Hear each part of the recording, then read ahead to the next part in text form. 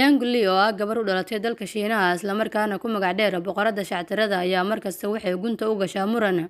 Gabadhan oo 29 jir ah ayaa hadda ka mid ah majaajilistayaasha ugu caansan waddankaasi Shiinaha, waxayna bilihii dambeeyay ku soo caan baxday barnaamij ka baxa telefishinka laga leeyahay dalkaasi.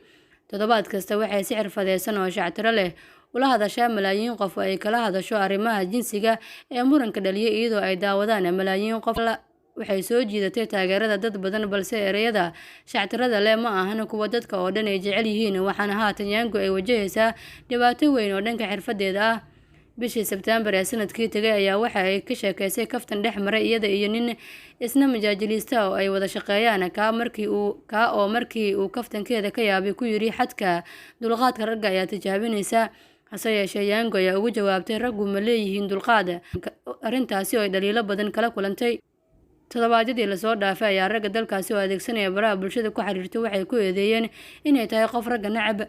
Dhanka kale, koox sheegatay inay u dhaqdhaqaaqdo xuquuqda ragga ayaa ugu baaqday shacabka dalkaasi Shiinaha in Yang ay ku dacweynayaan hay'adda maamusha warbaahinta dalkaasi, waxayna ku eedeeyeen inay marar badan aflagaadeysay ragga oo dhan ayna abuurtay nacayb jinsi ku saleysan.